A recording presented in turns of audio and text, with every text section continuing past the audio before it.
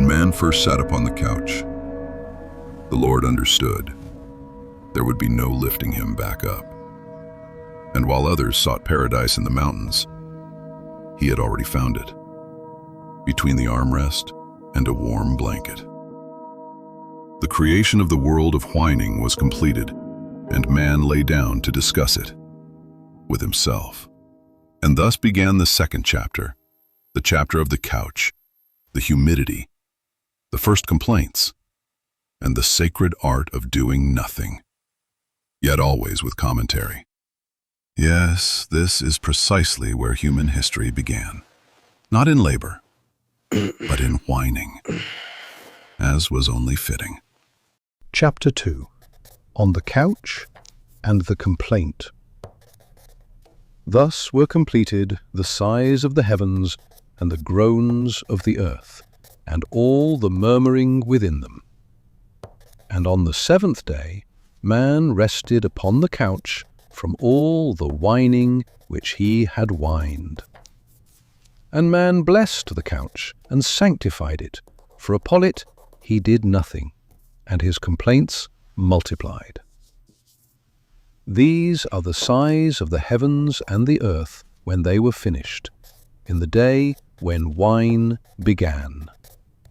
But mist rose from the ground and watered the face of the earth, and man said, "Again this humidity."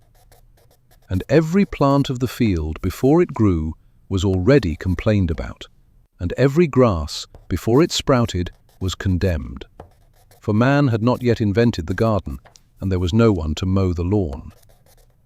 And man formed of the dust of thoughts, and the dust behind the couch, a man, and breathed into his nostrils a complaint, and he became a living whiner, an image of his Creator, only with a lower subscription tier of humility.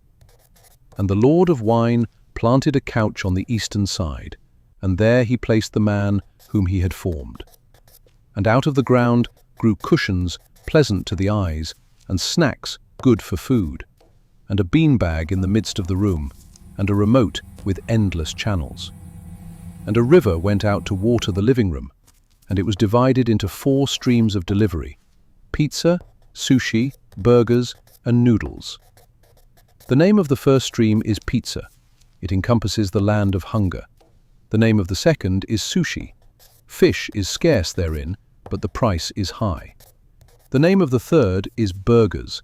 Many buns are in it, but they are always half-cooked. The name of the fourth is noodles. Its portion is long, but it cools before one may taste it. And the man was placed in the couch to keep it and to whine in it. And the Lord of Whine commanded him, saying, "Of every snack in the room thou mayest eat freely, but of the fridge that is in the corner thou shalt not open it at night. For in the day that thou eatest the cold sausage, thou shalt surely feel bloated, and the calorie counter shall smite thee. And of every fruit in the bowl upon the table thou mayest eat freely, but of the chocolate that lies in the drawer thou shalt not taste. For in the day thou eatest thereof, heaviness and remorse shall surely visit thee." And out of the floor the Lord of Whine formed every slipper of wool and every flip-flop of rubber, and brought them unto the man to see what he would call them. And the man called the slippers Comfort, and the flip-flops Torment. But there was found for the man no one to keep them warm forever. And the man said, "It is not good for me to be alone. I need one who will bring the slippers when they are cold." And the Lord of Whine thought, "Shall I not give back to man that companion I created before? Let it whisper suggestions when he knows not what he wants, and be his counselor in doubts, and in doubts about his doubts." And the Lord of Whine sighed, for he foresaw what comes of such gifts, but said, "If he is destined to complain, let him do so with imagination and initiative." And the Lord sent the companion into man, and it entered him quietly, like a thought pretending to be intuition, and it dwelt within him forever, whispering advice unasked, assuring him it knew better where to go when he merely meant to whine. And the companion became his shadow, quick to desire, swift to justify, and always first to speak. And from that day, man found within himself another, and called it the inner voice, not knowing it was temptation. And the Lord of Wine caused a deep sleep to fall upon man, while he watched the 8th season of Friends, and he slept. And the Lord took one of his ribs, and seasoned it with spicy BBQ sauce, that man might forever feel a slight burning in his side, a reminder that companions are demanding, like an eternal rib of unrest. And from the rib the Lord had taken, he made a companion equal in complaint, and brought her unto the man. And the man said, At last, bone of my bones, and sigh of my sighs, she shall be called Moania, for out of my lament she was taken. And the man was called Gnorna, for with Moania he was one complaint.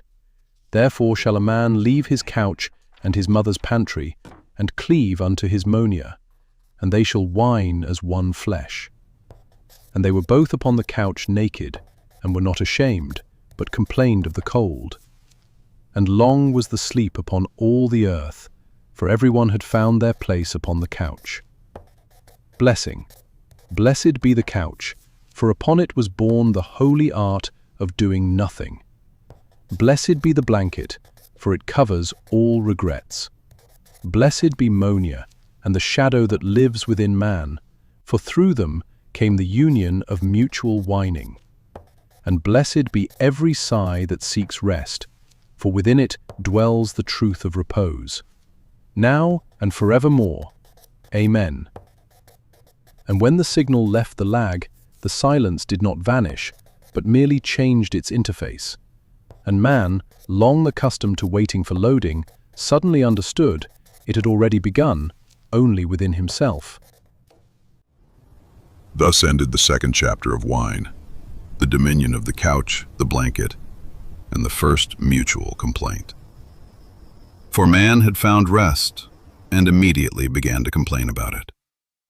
Such is the sacred cycle.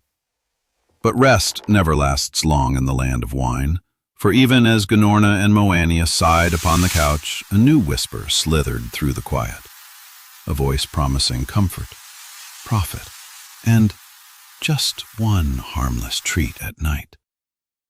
Be wary, weary soul. The 3rd chapter draweth near, where temptation walketh on soft discounts and speaketh with the tongue of cashback. And even the strongest fall when the fridge opens itself. Prepare thy spirit, for soon thou shalt behold the discount serpent and the midnight sausage that testeth all mankind. Church of St. Whine. It's true,